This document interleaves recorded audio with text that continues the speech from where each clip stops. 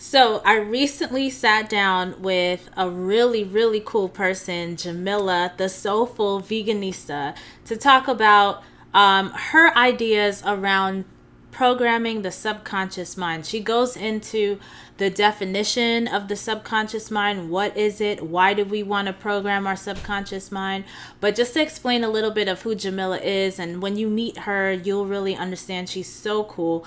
She's a passionate activist, blogger, and holistic lifestyle coach in the Baltimore area, and she has a YouTube channel. I know her from the Afro Vegan Society. She just put on a huge conference that I believe is still free to view. But her content that she produces on her website and on her social media feeds is all about veganism, social justice, spirituality, and overall conscious living from a black femme perspective. Like I said, she's just a super cool personality, and everything she says in here is just really gold. And ultimately, for you on your journey to reach your goals, whether it be weight loss or overcoming a health condition, programming your subconscious mind so that you're not working against yourself and actually working towards your goal is a critical step. For some people, that's the first step in order to just get themselves prepared to make the decision to start eating clean and start doing the work, and not being too concerned about perfectionism and being 100% raw vegan or 100% clean eater all the time, or whatever it is that's going on, whatever fears, obstacles, challenges that are coming up for you, where you have been delaying doing this thing you need to do for your health and longevity. Those blocks, that resistance is holding you back from reaching your goal. And the tool, the strategy in order to overcome that is really this thing that we're talking about today. So, Jamila, thank you so much for joining us on the Raw Food Health Empowerment Podcast. Oh, yes. Thank you for having me. It's my pleasure. Yeah, so I wanted to ask you, what inspired you to espouse a vegan diet? Wow. So I was raised pretty standard Americanly. Like I was raised in the DC area. My parents were we were lower middle class.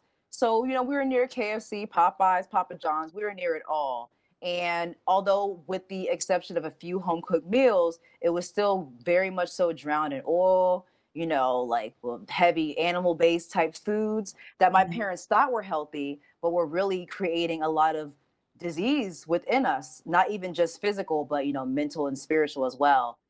So around college age, when I was 20, I just noticed that my body just did not feel right. I just didn't feel really good, and I never have. That's when it really hit me. I never felt good, and it was at that point, being a college age, I was like, I can really do my own research now. I can think for myself. What is really the problem here? My parents aren't feeding me anymore. I'm not really letting anyone tell me what to do anymore. What can I do to make myself feel great? And upon that research, I learned that a lot of the animal based foods I was eating was making me ill, was making me feel heavy, or, making my skin act up, or making me even really think negatively. I didn't really understand the relation to eating well and your thought process, like processes. Upon realizing that and doing my research, I was like, you know what? I need to do what I got to do. I need to buy more vegetables and fruits. That was something I refused to eat growing up. So, with my little jobs that I had at the time, I went to the store. I got some more salad type things, more veggies, tried new things. And I realized that I didn't really need animal based foods to make me happy and to satiate my appetite. I could really eat these things and feel full. I could eat these things and, get my protein. I could eat these things and, think well about myself, and create a better self image.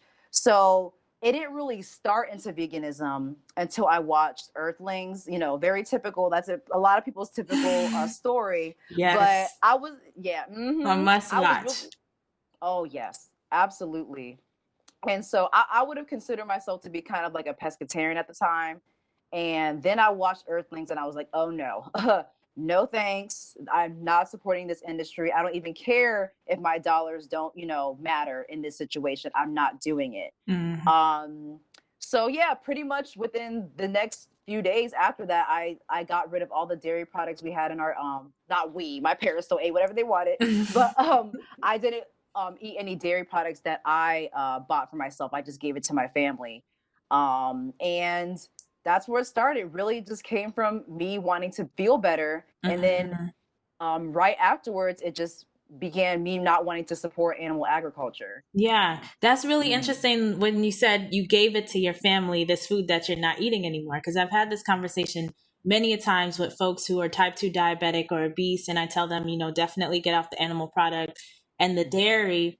They don't want to waste the food, And so, from my perspective, it's like when I went vegan, I no longer saw those things as food Mm-hmm. because my first introduction really was it wasn't the 80-10-10 diet as the first, but that book by Dr. Doug Graham, he has a whole section on the difference between carnivores and herbivores and frugivores, right? Yep. And our the length of our intestines, our teeth, how we are just physically not meant to eat meat, and that's why Mm-hmm. it's causing disease in our body. And so once I understood that, I realize this stuff is as if like drinking Clorox. Like I wouldn't look at Clorox and consider it food, like this stuff is non-food, right? Yeah. And so, but I know for some people that takes some time to get there mentally, like, because when I see Mm-hmm. cheese in a commercial now, all I see is mucus because Yes. that's the relationship in my mind. But it takes time for people to get there because they have the addiction and all this kinds of stuff. And so I just wanted to highlight that part because I know that's a big thing for folks. And then also you saw Earthlings. I'm wondering, did you watch it with your other family members? Actually, I did not. I kind of watched it in secret. Mm. Um, Both my sisters at the time, luckily they're both vegan now, which I love. My sisters at the Congrats. time, I know, right? They were vegetarian at the time, and they've been vegetarian for about a decade, almost at that point. And I was the one who was the meat eater. I was the one who had the issue where I could not even fathom vegetables. But I watched it in secret because I didn't want to totally announce that I was making these changes in case I failed, to be honest. Mm. Because I'm somebody that I don't want to say that I self sabotage. We all have habits in that way, but I didn't want to completely hold myself accountable just in case I wanted to go back. Mm-hmm, mm-hmm. But it was at that point where I did not want to go back. I So see. I did tell my parents about it very shortly after, but they didn't budge, of course. But that's not my, Yeah. that's not my goal. But yeah. So they haven't even since watched Earthlings. Never even thought about it. Yeah, I'm wondering like if you did a family movie night, if how they would feel. So keep me posted on that. Most deaf. Why not? Because I know that movie was pretty impactful to myself too. I had spent like before I went vegan in New York, I was in college. I remember I spent $300 on 3 leather jackets because I was like, oh, I never had a nice leather jacket. And they had like this huge sale going on. And I found some cute, I mean, really cute leather jackets, right? Ooh. And then I saw Earthlings and I'm like, dang, I am wearing formaldehyde. I am wearing actual animal skin. Like I didn't really make that mental connection when I was buying it. Before it was just style. Mm. And now it's like I'm wearing an animal, a dead animal skin with carcinogenic toxins on it and my body's absorbing all of this when I sweat Yep. in it, which of course I would, Yeah. And yeah, so and there's so much more to the film too. So I really encourage anybody watching and listening to this to watch it with your family. Probably not the young kids Yeah. because it's very upsetting. Very graphic. Yeah, yeah. So And to add on, I'm sorry, to add on to the vegan leather, the people who are creating that leather are being harmed horribly in the process as well. mm, So it's everything about it. There's just so many things that just the destruction, the layering is mhm. just horrible, horrible, horrible. Yeah, yeah. Well, thank you for mentioning that too, because that Mm-hmm. also is important when we think about our food system and our food supply, because we don't Mm-hmm. typically think about how the food gets produced, who's producing it, what are their wages like, Yep. what's their toxic load like, right? Because some people, their conversation on organic or non is like, I don't really believe in organic. It's a hoax. It's too much money, all this. But the people it's impacting are, people of color who work on the farms, who are Mm-hmm. having to inhale and absorb these toxic chemicals into their skin. What's their longevity like? What's their cancer rates like? And Exactly. being concerned about that. But anyway, Exactly. we could go on and on. Yes, you on already that, know. so you were talking about healthy eating, and that was like one of your inspirations on this journey. So how do you set yourself up for success in terms of sustainability and maintenance? What's your preparation like?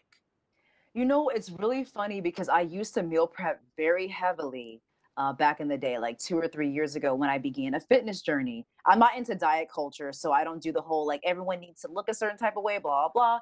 But realistically, I had a certain aesthetic in mind that I Mm-hmm. wanted to eat accordingly. So I would, on Sundays, I would probably make a huge pot of chili or like, probably make like tofu for the week or things like that. But at this point, especially with my schedule, I don't really do that anymore. I usually reserve Sundays to rest, like a soul care Sunday type thing. Nice.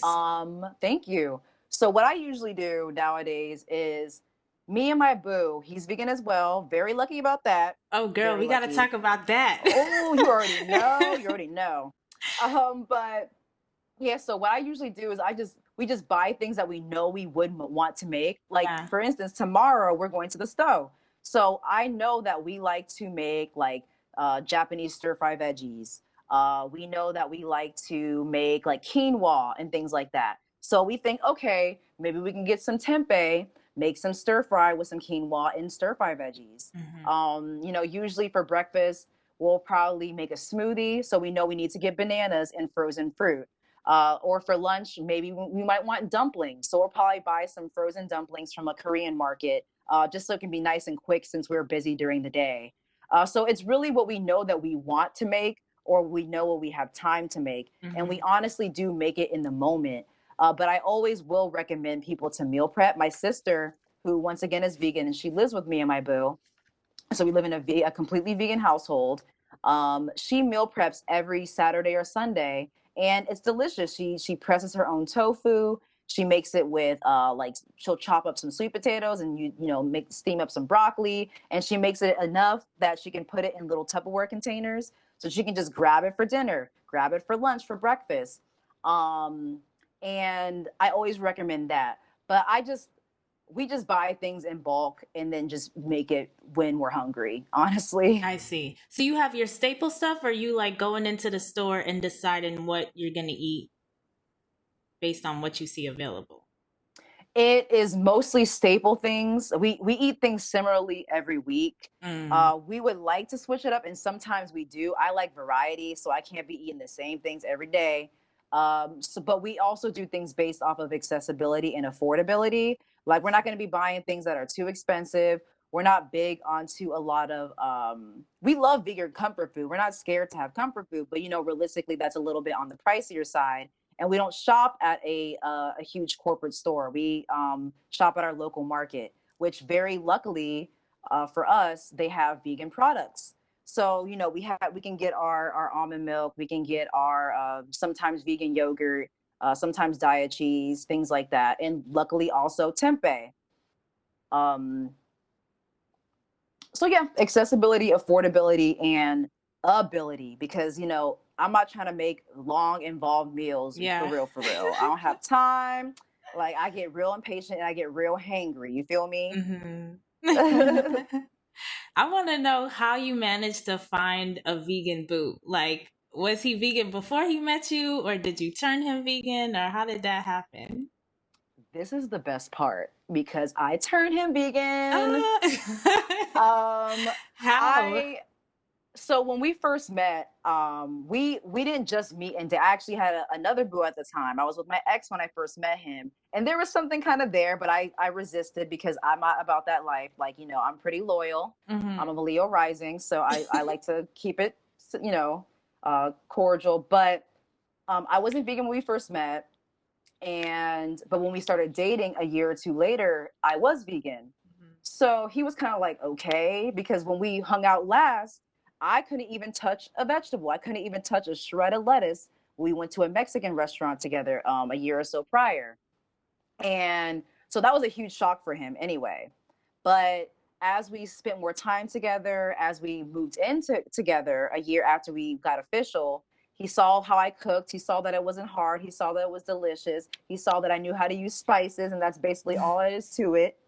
And um, we did do a movie night. It was like a Christmas present. We don't really do Christmas because capitalism, but like we had a little my Christmas present for him. Wait, vice versa.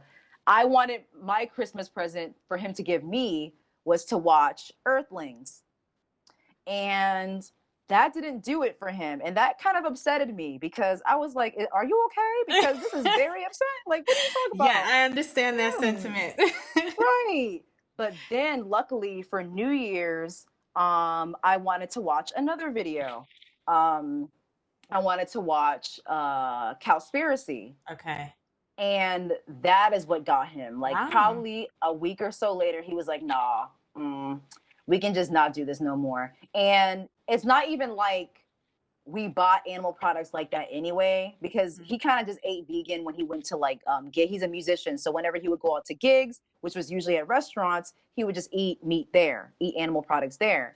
So it wasn't like that big of a thing. All he had to do was just tell people when he goes to gigs, hey, I'm vegan, do you have a vegan option for me? Mhm. So he was like, you know what, I'm tripping, let me just make the switch. I he can just ask me all the questions he needs, Yeah. and that's it. But I guess he's just more of an environmental vegan. So I can't even fault him for that. At least he's vegan. I'm not even mad. So that's okay. Because I've heard of Cowspiracy, but I don't think I've actually watched it. So it's Hmm. more of an environmental angle on veganism.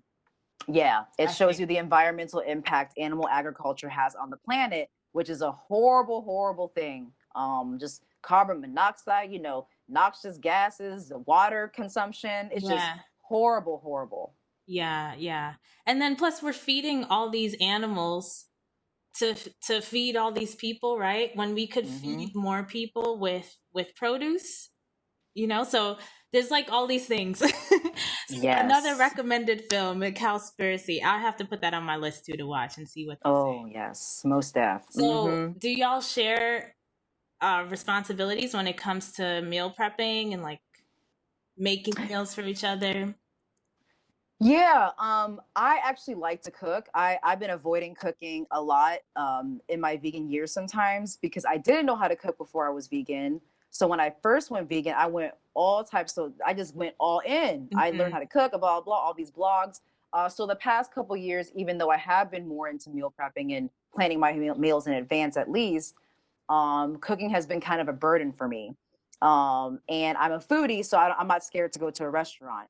But with everything that's going on, the pandemic, we have been cooking a lot more the past how many months now? Wow, It's like five almost, months. yeah, That's almost 6. wild. I Isn't that know. wild? What? I know. Yeah. So because of that, we've been cooking a lot more, and I found my passion for cooking again, which I'm very happy about. To the point where I'm having my own cooking show on YouTube now. I'm calling it Metal Mealtime, where I can just Nice. make more. Thank you. Yeah, I'm really excited about it because it's like blending everything that I love into one thing, so Yeah. I could, show other vegans and vegan people who are interested, especially Black folk, how to make affordable, simple, and delicious meals. Hmm. So I usually take on the responsibility of cooking, and then he'll clean up after me, which I really appreciate because I do not like doing that. But he's not bad himself. He definitely takes on the responsibility. He knows how to work a stove, work an oven. He knows how to put spices and stuff.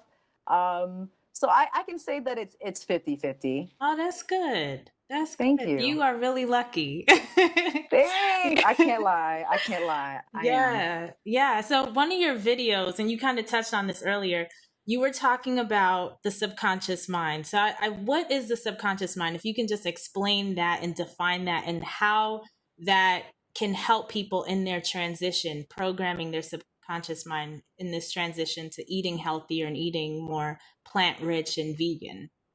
Right. So I would say the subconscious mind is everything that's unseen. It's everything that like all the darkest feelings that we feel that we've been like trying to keep below the surface is almost there.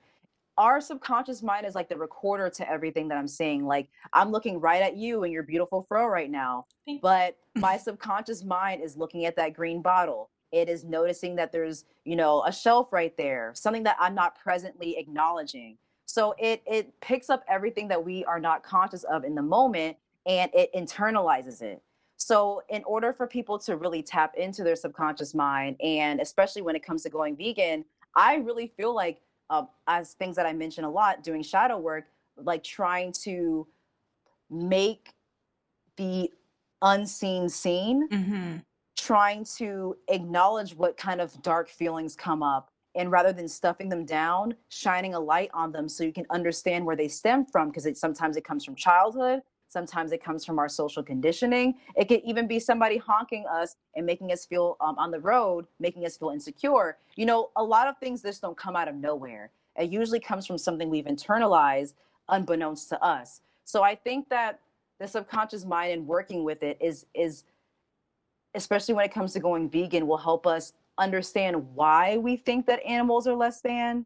Like, why do we really do like believe that there's a certain hierarchy to anyone, Mm. especially animals? Why do we allow ourselves and other people to abuse animals? Why do we see animals as food? Why do we, just going over and over, asking ourselves like 21 questions until we get to the actual root, Hmm. and then we'll see it's most likely what we've been taught. It's most likely a tradition. It's something that we don't even truly value. And then in turn, you can create better values, ethics, and belief systems in its place. Hmm. Hmm. So, so for people who they want to do this thing, but they have like self worthiness issues. Like, I know, like, for me as a coach dealing with folks who are obese and type 2 diabetic, Hmm. they have a lot of trauma which led them into this situation, right? And to make this Hmm. change, they have to change how they see themselves and see themselves as worthy Hmm. of putting themselves first, practicing that self-care. So how exactly do you do the shadow work? First of all, what is shadow work, right? Mm. And how do you program the subconscious mind and do the necessary work in order to get to a place where you can even allow yourself to prioritize yourself to do these things? Well, first of all, I totally relate to that because my mom's type 2 diabetic and has a Hmm. lot of issues because of that. And it stems from trauma. And she has actually, to this moment, I'm going to be real, she's in the hospital for a kidney infection Wow. based on complications to it. So sorry. And oh, yeah, I've been dealing with that. And she's been dealing with that for a long time, decades now. But really, it all comes down to what she refuses to deal with. If we could be real, and shadow work is just that. It's basically almost like self therapy. Therapy, great. Please, I think everyone needs to go see a therapist. It doesn't make anyone weak. It Hmm. doesn't mean that it's just having someone, a third party, help you sort out your thoughts, sort out your emotions, your traumas, so you can have better habits to do things for you, to do Hmm. things to better yourself.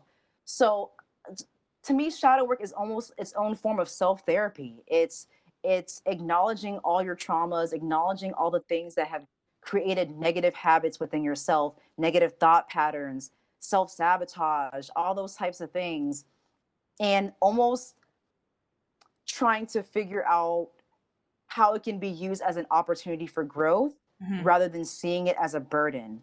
Because our darkest emotions, the sadness, the anger, the pain, they don't feel good, but those emotions are fleeting. And if we really did shine a light on that darkness, on the things that we keep unseen within our psyche, Hmm. we're going to continue to create things to cope with these problems unhealthfully. Like, that's a lot of the reason why people turn to substances, turn to food, turn to unhealthy habits, when really all we need to do is pay attention to how those traumas affect our adulthood, affect our decision making, affect our self image. So I would just say, in what you said before, how does someone do shadow work in order to get to that place, in order to get to the root of these issues, to create better habits? I always say people should, visualize. These might sound real, woo woo to people, but no, things like this work, y'all. Visualization really helps. Visualizing yourself in a better place, visualizing how would it look like if I were truly happy? How would I look like if I didn't rely on this substance, this food, this habit? How would it look like if I had my dream job, working for myself, having the house that I want, having the life that I want? How would that feel like? How would that taste like? How would that sound like? Complete and total visualization. Obviously, you can do that through meditation. And meditation, just centering yourself, that doesn't mean turning off your mind. That doesn't even mean trying to control your thoughts, because can we really, though? No. So, meditation to me and deep breathing kind of just slows the body down a little bit. It kind of lowers the blood pressure. It lowers anxiety just for 1 second, so you can just center yourself and be a little bit more conscious of what we're thinking. Since we're not always conscious of what we're thinking because we're always working on autopilot, capitalism, oppression, all the types of things, past traumas, then we can really notice, why am I feeling this way? Because most of our emotions are a physiological response to our thoughts. So if you're feeling some type of way, we have to really examine why. Because, when we feel some type of way, we behave in certain types of ways. And it really is just a cry for help. So we have to really try to be conscious, and meditating really, really helps with that. So when we slow down and become more conscious of our thoughts, we can understand what we're saying to ourselves, what we're replaying back in our heads based on what happened in our past. And most of the time, it probably is from our upbringing. Someone said this to me when I was in 6th grade. I haven't been able to let it go. And in turn, I believe what they said. What they said about me is true. But really, if we dig deep, it's not true. It's just, it's a message that we've internalized. And I also, other than shadow work, I like to use affirmations. Affirmations are really popular nowadays, and I'm very happy to hear that, because when you speak something out loud, or when you write it down with like a pen and paper, man, that is powerful. Powerful. And people underestimate that. They think it's, once again, some woo-woo stuff. But when you put that energy out there, it can come back. But it only comes back when you believe it. People, you can't just be, you can say, I am successful, I am where I want to be, blah, blah. But if you actually truly don't believe that it's possible, then how is that going to align? So basically, shadow work, subconscious mind programming really just helps you align with your desires by dealing with your problems healthfully. I think it's interesting you said you have to believe it, because I'm like, for years, my birthday's November 10th. I'm a Scorpio. I love Scorpios. That's probably why we vibe. When I saw you, I was like, oh my gosh, we're going to be friends. Yes. I vibe with you so much. Totally. So every year on my birthday, I set my intention for the next 12 months, right? So you could call it a goal list or a manifestation list, whatever. It started off as just an intention. This is what I would like to happen, right? And so when I first started it, my plan was to work towards the things, but not all the things I could do, because, there's a lot of things on the list. There's like at least 12 areas of my life that I look at and I'm like, okay, where do I want to be in 12 months? And every year consistently, I reach all these goals. And a lot of them are things I'm not necessarily putting any force or effort into. So to me, it's like these things really manifested in my life because I just I wrote it down. I told God, the universe, whatever people believe, that I wanted this, and God provided it for me. And that's literally, and like, I became a believer because I saw it manifest in my life just from doing it, because I like to have lists and I like to have a goal, The organization. Because I'm one of those. So even if you don't believe in the woo, just do it anyway. Like even like with affirmations, I didn't believe. I read Louise Hay's you can heal your life, right? I think that was like Mm. my first introduction to affirmations. And I just did it anyway. And it really, like, when I was in that whole thing, like, I was such a positive person, believing I could really do anything, right? Left California, went to Chicago with my husband, opened a business, a brick and mortar business. Like, who told us we could even do that in our early 20s? Nobody, Wow. right? But Right. I believed, why not? I'm capable, and all of that confidence, I feel like, and value and self love in yourself comes from just telling yourself positive messages that you may not even believe in the beginning. But you Mm-hmm. say it so much to yourself, you start to believe it. Mm-hmm. And so it's powerful stuff, guys. I hope you're taking notes because these are all Mm-hmm. gems. These are all gems. I appreciate that. Yes. And just to shift a little bit, because you've been mentioning capitalism and all this kinds of stuff Mm-hmm. in what you've been saying. And the conversations I'm having in my local community right now with, because I'm very much involved in food policy. And we just Nice. passed a food policy initiative called the Good Food Zone to support healthy food businesses in underserved areas, right? So it's an economic Mm. development initiative to provide jobs and support businesses that are doing, the right thing for our community. Instead of a Right. McDonald's coming in, we want a juice bar, we want a salad bar. We deserve those things, right? Exactly. So the conversation is about around decolonizing your diet, because when it comes to the Black and brown community, that's where obesity and diabetes is really prevalent.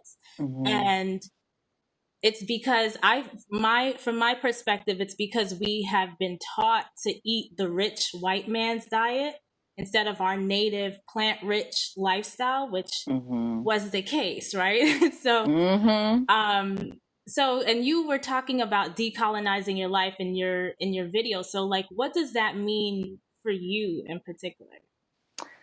To me, decolonizing is like making way for you to be as authentic as possible. Because the problem with white terrorism is that it has convinced us to take us so far from our nature. Mm-hmm. Because realistically, um, people who created those systems, these oppressive systems, they are so not comfortable being on this planet. Like, if you think about it, they're not comfortable here. They create rules and laws and industries and all those things that destroy everything in its path.